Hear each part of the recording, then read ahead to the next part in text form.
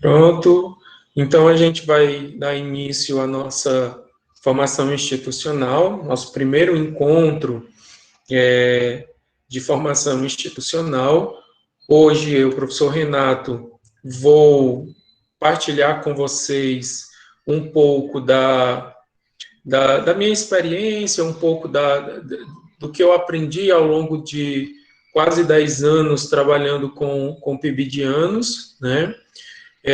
A nossa fala de hoje, ela pretende versar sobre os princípios, os objetivos, os impactos do PIBID no contexto da formação inicial de professores, tá certo? O PIBID, como eu havia dito anteriormente, ele é uma política, né, ele está dentro do contexto de uma política pública nacional de formação de professores. O que isso significa, né? O que isso quer dizer? Quer dizer que o PIBID, ele é uma ação do governo federal, do estado, né, com relação à formação inicial de professores que irão atuar na educação básica, né, especialmente a educação básica pública no Brasil. O PIBID ele não é a única ação, ele não é o único programa, né, ele não é a única iniciativa existente hoje que busca melhorar, aprofundar, fortalecer o Brasil. Existe, além do PIBID, a residência pedagógica, que nós também temos na UVA, e existem uma série de outros programas e iniciativas, né, programas de monitorias remuneradas, voluntárias e etc., que tem como foco fortalecer a formação de professores. Vocês todos que estão no PIBID são alunos da licenciatura. Eu sempre costumo destacar isso, porque muitas vezes, lá quando a gente vai se inscrever no vestibular e a gente faz a opção por um curso determinado, e lá no lado tem biologia, por exemplo, bacharelado, biologia, licenciatura, filosofia, bacharelado, filosofia, licenciatura. Não sabe distinguir o que quer dizer licenciatura e o que quer dizer bacharelado. Qual a diferença entre fazer um curso de licenciatura e fazer um curso de bacharelado, né? Ora, um curso de licenciatura, ele tem como objetivo principal formar professores dentro daquela área específica de conhecimento para atuar na educação básica. Então, quando vocês optaram consciente ou inconscientemente, sabendo ou não sabendo, que estavam optando por uma licenciatura, vocês estavam escolhendo ser professor. Eu não sei se vocês já tinham pensado nisso. Vocês entraram, muitos talvez tenham entrado na licenciatura de vocês, pensando, eu vou ser um geógrafo, eu vou ser um biólogo, eu vou ser um físico, eu vou ser um historiador, eu vou ser um filósofo. Inicialmente, a gente escolhe o curso pensando nisso, né? Eu vou estudar geografia, eu vou estudar química, eu vou estudar matemática para ser um bom profissional na minha área. Mas a partir do momento que vocês optam por estudar aquele determinado campo do conhecimento dentro de um curso de licenciatura, vocês optaram por ser professores dentro dessa área que vocês optaram por estudar. Vocês escolheram isso, né? Tem muita gente que se arrepende ao longo do curso, né, de achar que eu não sabia que eu vinha para cá e teria que o meu mercado de trabalho em fazer uma licenciatura era preferencialmente ser professor e etc. Mas uma licenciatura ela tem como foco isso, formar professores, né? E o que acontece muitas vezes, né? Além dessa falta de consciência dos alunos do que seja uma licenciatura, Acontece também, ao longo do curso de licenciatura, que o aluno sente um grande distanciamento entre aquilo que ele estuda nas disciplinas do curso, na grade curricular, com a expectativa que ele tem de trabalhar aqueles conteúdos nas escolas, na educação básica, em sala de aula. Então, isso é muito comum dentro dos cursos de licenciatura, esse hiato, esse fosso, esse distanciamento que existe entre o que se estuda na universidade, o que a gente vê dentro da sala de aula com os nossos professores na universidade, e aquilo que tanto eu, como formando, como a sociedade, os alunos, as pessoas da escola, espera de mim. E o que é que acontecia? O que é que era muito comum e ainda em muitos locais, né, em muitas ocasiões ainda acontece. O aluno termina o curso de licenciatura na sua área de conhecimento, vai para a escola e chega lá e não sabe como atuar. Ele não sabe como ser professor. Ele não sabe como se portar, qual o lugar dele dentro da escola. Não sabe como fazer um plano de aula, não sabe como preparar uma aula, não sabe o que são recursos metodológicos, o que é metodologia, o que são objetivos, e acaba se perdendo e se decepcionando com essa realidade que não foi, muitas vezes, passada para esse aluno durante 4, 5 anos que ele passa dentro de uma licenciatura na universidade. Então, existe aquele choque de realidade entre teoria, né, e a prática. Isso é muito comum, isso já foi mais forte, mas ainda existe muito em muitos campos do conhecimento, em muitas universidades, em muitos estados, em muitos locais, né? E ao perceber isso, o Conselho Nacional de Educação, o Ministério da Educação, a CAPES, as instituições de ensino perceberam que era necessário criar uma forma de que os alunos da licenciatura, que os licenciandos, eles já tivessem a experiência do chão da sala de aula, do chão da escola, durante seu processo de formação inicial. Quando a gente se refere à formação inicial, a gente está falando desse período em que vocês estão dentro da universidade, que é o período de formação por excelência, né? Dentro da docência existem 2 processos de formação. A formação inicial, que é o período onde vocês estão dentro da universidade, né, estudando aquelas disciplinas, assimilando os conteúdos específicos do conhecimento da área de vocês e, ao mesmo tempo, assimilando conteúdos pedagógicos, conteúdos didáticos. E existe, posteriormente, a formação continuada, que é quando vocês já estão atuando como professores, vocês continuam tendo formações de diversas formas, tá certo? Bem, o que os órgãos da educação no Brasil entenderam é que não era mais possível manter uma formação estritamente teórica dos licenciandos, totalmente distante da realidade das escolas.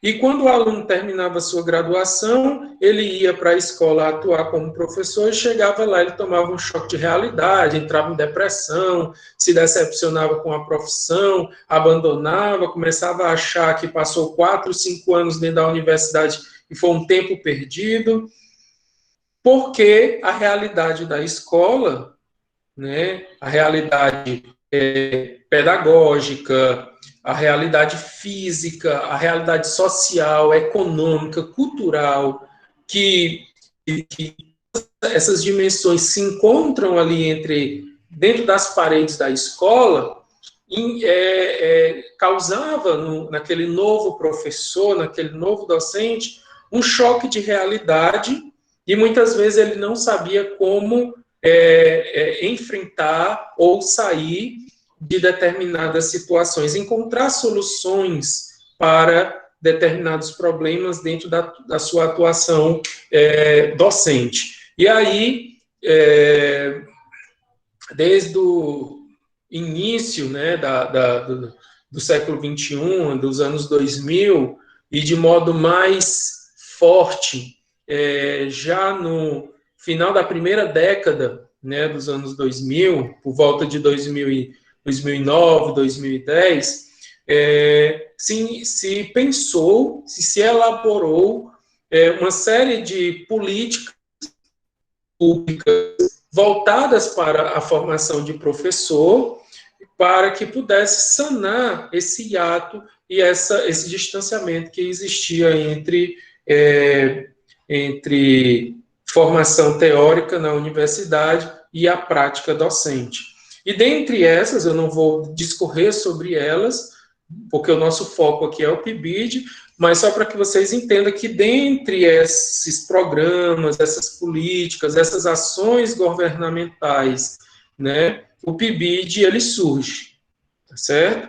Ele surge, portanto, como uma das formas, um dos meios, um dos mecanismos de criar condições para que os alunos das licenciaturas pudessem atuar já dentro da sua formação inicial, ou seja, nesse período da universidade, da graduação, eles já pudessem atuar atuar dentro da escola, né? Ter a iniciação à docência. Não só a teoria sobre a docência, mas a iniciação à docência, tá certo? Então, o PIBID, ele é uma importante política nacional de formação de professores. Isso é inegável, né? Os seus resultados demonstram isso desde 2010, vem demonstrando o quanto ele é um programa indispensável, certo? Dentro da UVA, por exemplo, nós já passaram de todos os programas que nós tivemos do PIBID. Eu estava fazendo um levantamento em torno de, contando bolsistas de iniciação científica, coordenadores de área, supervisores e etc., em torno de mil pessoas, 1.000 bolsistas, né, juntando todas as edições do PIBID. Nós já chegamos a ter mais de 500 bolsas simultaneamente do PIBID. Praticamente todas as nossas 12 licenciaturas, praticamente não, já tivemos a edição do PIBID que as 12 licenciaturas, né, tinham sido contempladas, estavam sendo contempladas. Nós tínhamos mais de 500 bolsistas atuando no PIBID, nós tínhamos mais de 20 escolas com PIBIDianos trabalhando, né, desenvolvendo suas atividades de iniciação à docência. Nós tivemos dissertações de mestrado versando sobre o PIBID. Boa parte hoje dos novos professores que estão atuando nas escolas da região norte do Ceará, como professores, sejam efetivos, sejam temporários, boa parte deles já foram bolsistas do PIBID. Hoje nós temos aqui, inclusive, supervisores nossos nessa edição atual que foram bolsistas do PIBID na graduação, inclusive, né? Eu tenho conhecimento já de ex-bolsistas nossos do PIBID que passaram no último concurso para professor da SEDUC, né? Nós temos muitos bolsistas nossos que entraram em programas de pós-graduação, mestrado, professores ou algo relacionado ao ensino da sua área de conhecimento. Falando pela experiência que eu tive como coordenador de área do PIBID de filosofia e trocando conversas com outros colegas que também foram coordenadores de área de outros cursos, os bolsistas do PIBID sempre foram os alunos de destaque dentro das suas graduações, sempre foram os alunos referência, né? Sempre tinham aquele destaque, aquele respeito, né? Eram alunos que se destacavam em apresentações de trabalhos, eram alunos que se destacavam em participação em eventos, eram alunos que se destacavam em provas, né? Então, assim, o PIBID, ele não é só um programa que tem como finalidade botar vocês dentro da escola, mas a finalidade maior do PIBID, mais ampla do PIBID, é proporcionar a vocês uma formação integral, de tal forma que vocês tenham a condição de aliar, de associar teoria, aquela teoria que vocês aprendem na sala de aula da universidade, com a prática docente. E que essa experiência, ela é um motivador ou um proporcionador de uma maturidade intelectual, humana, né, inigualável, né? Programas como PIBID, como os PIBICs, que é a iniciação científica, as residências pedagógicas, sempre são programas nos quais os bolsistas entram e ao passarem por esses programas, ao saírem desses programas, saem pessoas extremamente bem capacitadas para atuarem no mercado de trabalho da sua área específica, seja como professor, seja como pesquisador, seja da forma que for, né? Por que eu estou dizendo isso? Porque vocês podem ter escolhido estar hoje no PIBID por uma série de motivos, né? Não estou aqui menosprezando os motivos que vocês tiveram para estar no PIBID. Alguns podem ter escolhido estar no PIBID porque já conheciam o programa e sempre tiveram vontade de participar. Outros foram incentivados por seus coordenadores de área. Outros podem estar no PIBID porque a bolsa é atrativa e isso é inegável, né? Isso é inegável. A bolsa ajuda muito nesse processo de formação. Né? Não podemos chegar aqui e dizer, a bolsa para mim é indiferente. Não é. Não é. A gente sabe que dentro do nosso contexto, né, de uma universidade pública do interior do estado nordestino, né, onde às vezes as pessoas moram a mais de 100 quilômetros de distância da universidade, muitas pessoas de famílias carentes, a bolsa, ela não é um salário. A bolsa, ela é um estímulo para essa formação. É assim que a gente tem que ver a bolsa. Tá certo? Então, mas a bolsa chama a atenção. Então, muitos foram os motivos que fizeram vocês escolherem estar aqui hoje no PIBID, né? Mas, independente do motivo que os trouxe até aqui, eu estou falando isso porque eu quero que vocês tomem consciência, que vocês passem pelo PIBID sabendo por quê, como, de que modo vocês e o que vocês têm à disposição de vocês. Certo? Vocês, eu posso dizer sem medo de ser taxativo, hipócrita, mas vocês são privilegiados. Vocês são privilegiados por estarem no PIBID.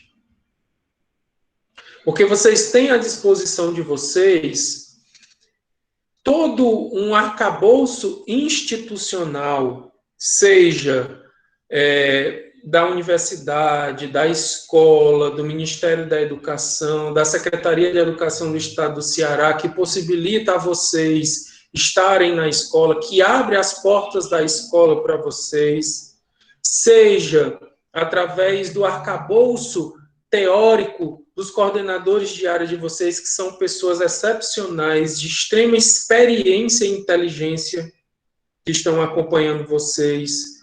Então, não é todo aluno de uma graduação que tem isso à sua disposição.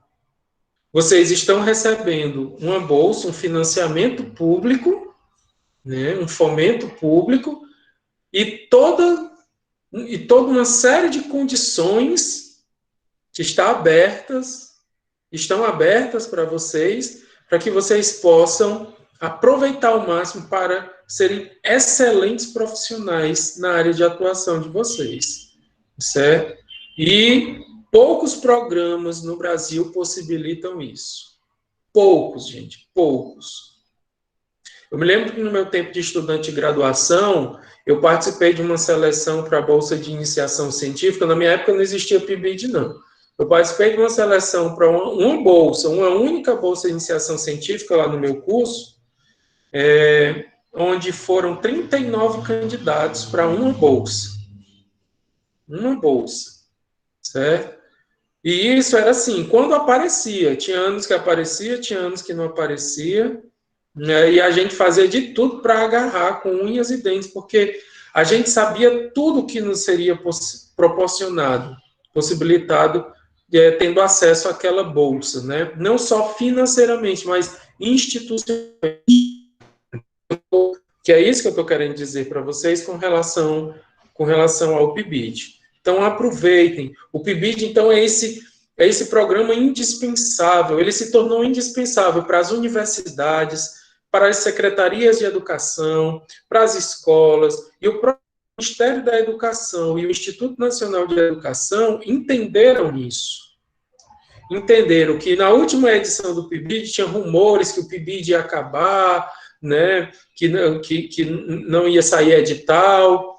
Eles cortaram muitas bolsas. Olha que nós já chegamos a ter mais de 500 bolsistas na UVA, e hoje nós temos 96. Foi um corte que veio sendo gradativamente realizado, né, em que, infelizmente, as perspectivas dentro desse atual governo que nós temos não são as melhores de aumentar esse quantitativo de bolsas, mas tudo que nós podemos fazer, nós, enquanto universidade, enquanto UVA, nós fizemos para termos vocês aqui hoje, né? Então, o Ministério da Educação, o Instituto Nacional de Educação, a CAPES, entendeu que o PIBID ele não pode ser um programa enfraquecido, ele não pode ser um programa deixado de lado. Por quê? Porque é com o PIBID que vivências de prática docentes são proporcionadas já aos alunos da licenciatura.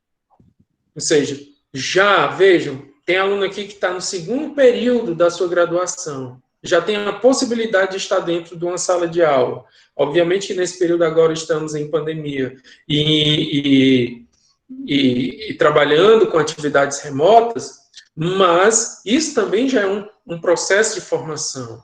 Quando isso passar, um aluno que está no segundo, no terceiro período de graduação, já poder estar dentro de uma sala de aula, dentro de uma escola atuando, isso era inimaginável há 10 anos atrás, né? Então, o PIBID, ele tem ele proporciona isso, tá certo? Por isso que ele é indispensável. Ele faz uma grande diferença na formação dos licenciandos, na medida em que ele insere os discentes no chão da sala de aula, na realidade escolar, em situações sociais, econômicas e culturais dos estudantes, né?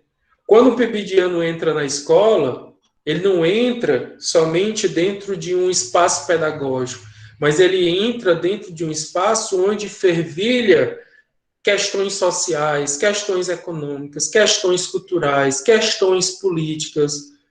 E tudo isso é assimilado por ele dentro desse seu processo formativo, né? Então, o PIBID ele é entendido assim. Eu fiz aqui alguns recortes, eu vou compartilhar com vocês aqui uma tela, certo? Agora, que é um breve artigo que eu fiz sobre o PIBID, e aí eu gostaria de destacar alguns pontos importantes que estão nos documentos da CAPES, que falam sobre o PIBID, e para vocês não ficarem ouvindo, eu vou compartilhar aqui para que vocês possam acompanhar, tá certo? É um documento aqui no Word, que vocês vão poder ver. Ok? Vocês estão conseguindo ver aí o documento? Sim. Ok, obrigado. Então, esse documento aqui que eu escrevi, esse artigo, ele apresenta algumas informações importantes do PIBID, que estão nos documentos oficiais do PIBID, tá? Então, o PIBID foi criado em 2010. O seu objetivo era ser uma política pública de incentivo à formação de professores. Só um minutinho.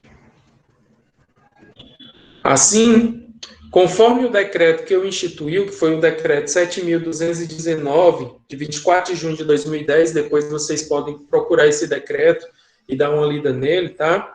O decreto diz o seguinte: o PIBID tem por finalidade fomentar a iniciação à docência, contribuindo para o aperfeiçoamento da formação de docentes em nível superior e para a melhoria de qualidade da educação básica pública brasileira.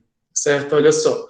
É um programa de iniciação à docência que visa duas coisas: melhorar a formação docente, aperfeiçoar a formação docente e melhorar a educação básica. Ah, Renato, como é que o PIBID pode melhorar a educação básica trabalhando com os alunos de licenciatura?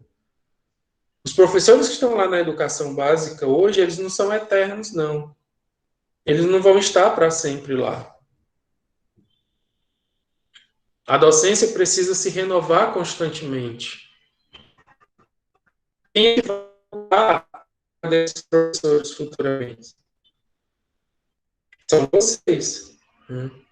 Então, é pensando nisso que foi criada essa política pública como uma forma de se antecipar a futuros problemas que possam acontecer, que possam surgir na educação brasileira, como, por exemplo, falta de professores, falta de incentivo à docência. Eu vi uma pesquisa, eu acho, se eu não me engano, no ano passado, muitos cursos hoje de licenciatura, eles estão sofrendo com falta de alunos. Pode ser que na UVA essa realidade ainda não tenha acontecido, mas existem muitas universidades no Brasil que cursos que possibilitam aos alunos outras formas de atuação profissional que não a docência, os alunos estão preferindo essas atuações do que serem professor. E as licenciaturas estão fechando. Não existe cursos como, por exemplo, física, química, onde o aluno pode trabalhar, além de ser professor, pode trabalhar em outros conhecimentos, na indústria, né, em laboratórios e etc. Os alunos eles estão optando por esses campos no lugar da docência. E aí, como é que se espera que fique a física dentro das escolas? Por que esses alunos da graduação de determinados cursos estão optando por outras atuações profissionais e não a docência? O que é que está levando a isso? A baixa remuneração, a falta de reconhecimento da profissão, o que será?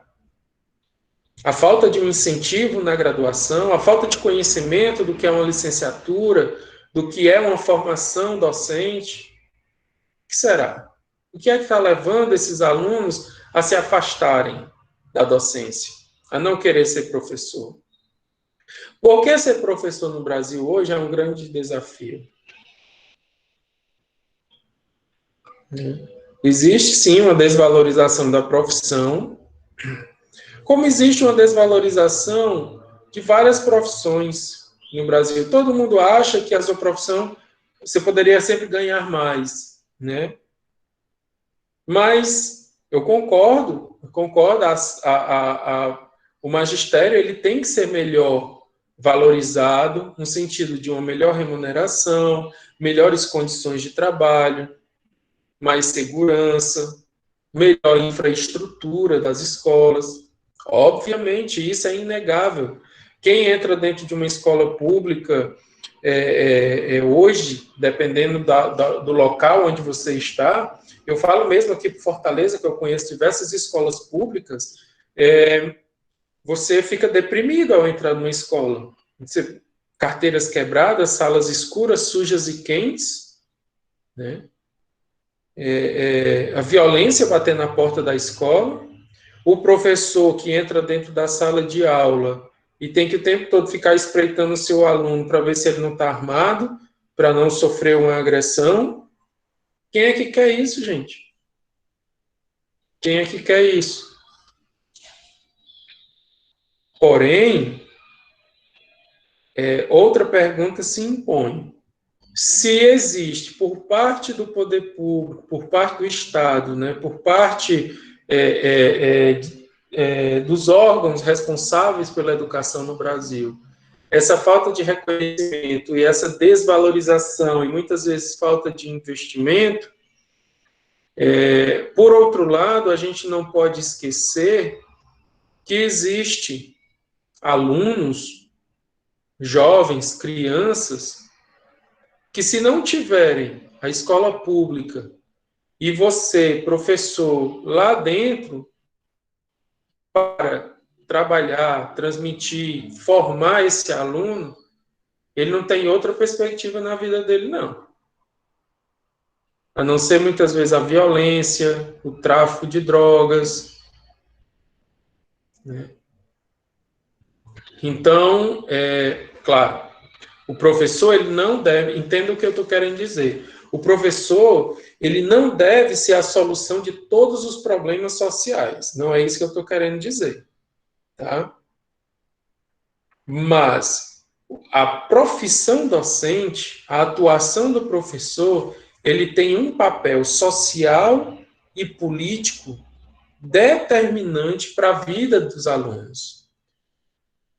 Então, o que eu estou querendo dizer? Eu não estou querendo dizer que você tem que, por amor à profissão, estar dentro da sala de aula, independente de qualquer condição, não. Não é isso.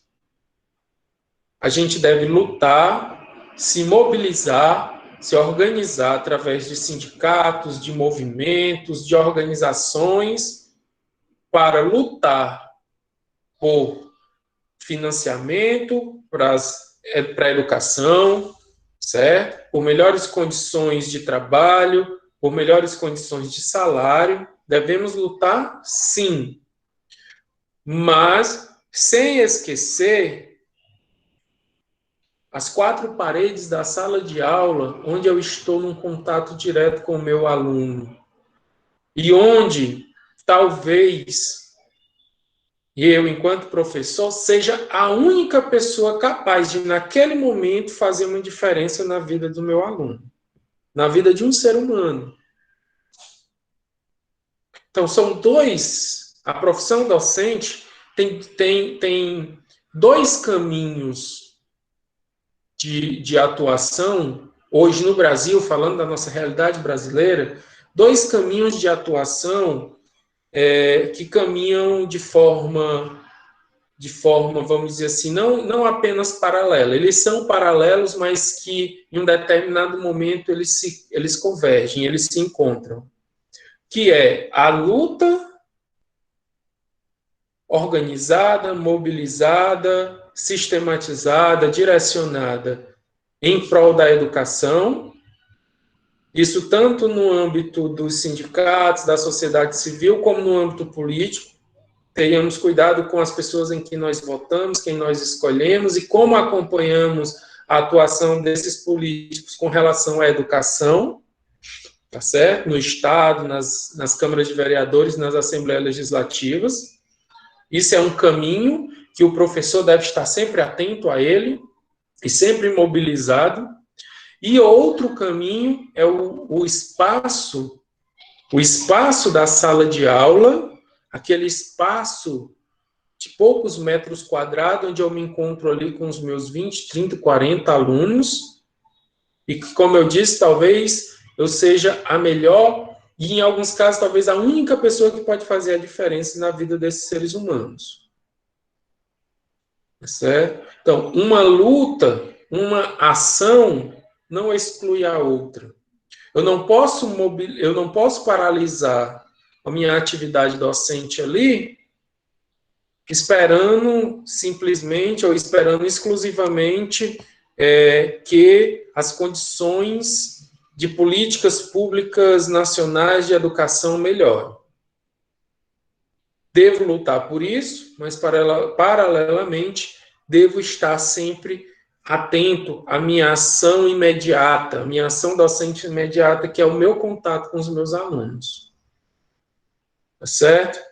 E o que é que o PIBID proporciona nesse sentido? Né? Ele proporciona isso, ele proporciona esse conhecimento da educação enquanto tal, das condições, vamos dizer assim, gerais da educação no Brasil, e ao mesmo tempo a experiência imediata do chão da sala de aula. Então, quais são os objetivos? Aí, acompanhando o documento agora, quais são os objetivos do PIBID? Então, vamos lá. Incentivar a formação de docentes em nível superior para a educação básica, né? Ou seja, fazer com que cada vez mais os alunos das licenciaturas eles tenham interesse em ser professores. Olha só, contribuir para a valorização do magistério. Como?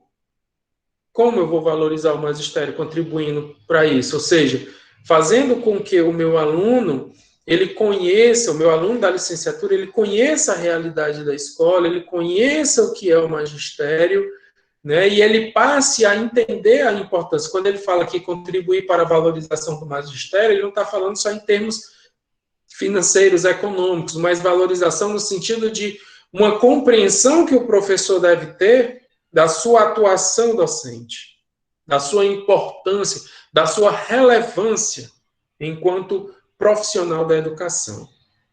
3. Elevar a qualidade da formação inicial de professores nos cursos de licenciatura, promovendo a integração entre a educação superior e a educação básica, ou seja, superar aquele hiato, aquele distanciamento que no início da minha fala eu tinha dito, né? Que era muito comum há pouco tempo atrás, o aluno passar 4 anos na sala de aula estudando o que era educação, o que é uma organização de um trabalho pedagógico, o que é didática, o que é psicologia da educação, e quando chega na sala de aula ele toma aquele choque de realidade, né? Então, superar isso. O PIBID tenta, através dessa integração entre a educação superior e a educação básica, superar esse distanciamento. 4. Inserir os licenciandos no cotidiano de escolas da rede pública de educação, proporcionando-lhes oportunidades de criação e participação em experiências metodológicas, tecnológicas e práticas docentes de caráter inovador e interdisciplinar que busquem a superação de problemas identificados no processo de ensino-aprendizagem. Isso é muito interessante, né? Porque eu já ouvi relatos de colegas, professores da educação básica, que disseram, professor, quando o aluno, os bolsistas do PIBID chegaram na escola, parece que eles me sacudiram, né? Eles chegam, né? Vocês bolsistas aí, vocês são carne fresca na escola, são sangue novo na escola. Vocês chacoalham a escola, né? Vocês tiram, muitas vezes, o professor que está lá, os alunos daquele comodismo, daquele lugar comum, né? Vocês levam ideias boas, levam ideias novas para dentro da escola, que só faz com que vocês ganhem, a escola ganhe, os professores ganhem, a educação, de uma maneira geral, ganha, né? Então, essa oportunidade de criar novas experiências, novas vivências, ela é fundamental, né? E o PIBID proporciona isso. 5. Incentivar escolas públicas de educação básica, mobilizando seus professores como co-formadores, importante essa palavra aqui, eu sempre gostei de valorizar muito essa palavra, co-formadores dos futuros docentes e tornando-os protagonistas no processo de formação inicial para o magistério. Sempre que, assim, durante muitos anos, quando eu estive na minha licenciatura, né, e nos meus primeiros anos de professor universitário, eu escutei muitos professores falar, os professores da educação básica estão lá atuando, formando os alunos que vão chegar na universidade. Aí, quando esses alunos chegam na universidade, às vezes com muitas deficiências da sua formação lá do ensino médio, do ensino fundamental, e eu já ouvi colegas, muitas vezes de professores universitários, dizer: tá vendo, esses professores da educação básica não têm formação, não têm condição de dar uma boa formação para esses alunos, eles chegam aqui cheio de déficit de formação, nunca vão ser bons profissionais. E aí esse discurso perigoso e ridículo cria um ciclo vicioso dentro da formação dos nossos alunos, desde o ensino infantil, fundamental, até o ensino superior, jogando sempre a responsabilidade e a culpa do déficit educativo nas costas dos outros, especialmente dos professores da educação básica. Né?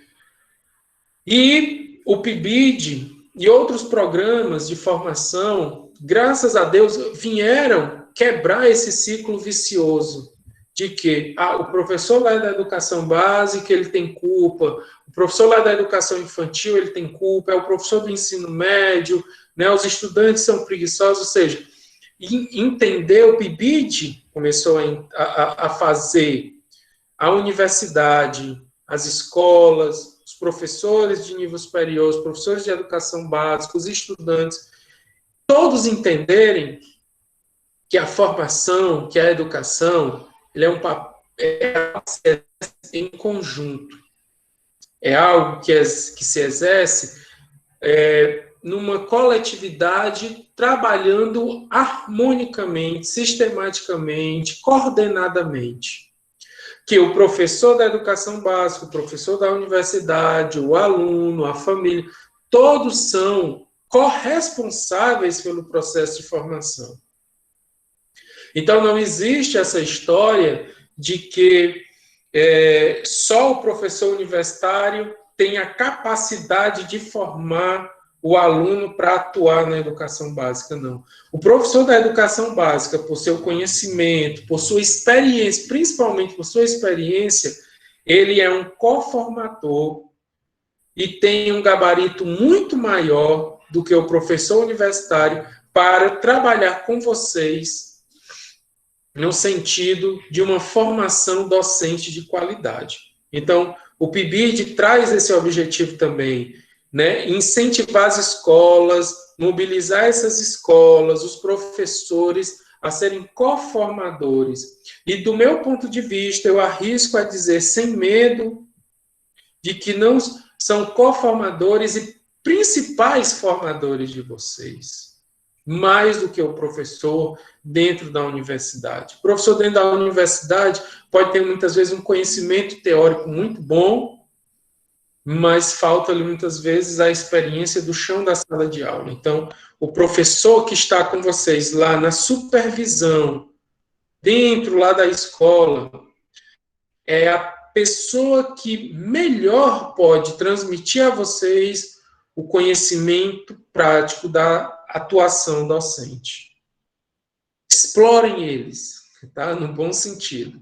Explorem eles, busquem deles, perguntem, vejam como eles atuam. Seja o que vocês considerem como uma boa ou uma má atuação. Mas vejam, olhem para eles. Porque eles que estão trazendo o arcabouço da experiência. E, por fim, aqui, voltando ao documento, o ponto 6, contribuir para a articulação entre teoria e prática necessárias à formação dos docentes, elevando a qualidade das ações acadêmicas nos cursos de licenciatura. Eu acho isso muito interessante, porque eu sou professor universitário há 10 anos na UVA. Eu conheço muitos colegas de várias licenciaturas da universidade. E conversando com eles, quase todos me relataram que a experiência que eles tiveram, que as licenciaturas da UVA tiveram com o PIBID, foram determinantes para a reconfiguração dos projetos pedagógicos dos cursos da UVA.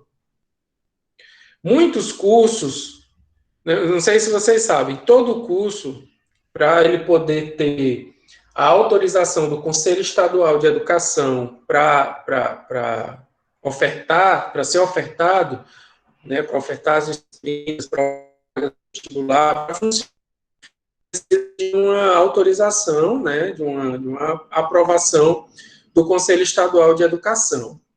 Para isso, ele precisa elaborar um projeto pedagógico, onde ele vai apresentar os princípios pedagógicos, metodológicos, né, os objetivos do curso, a grade curricular do curso, tá certo? A base legal de funcionamento desse curso, o corpo docente.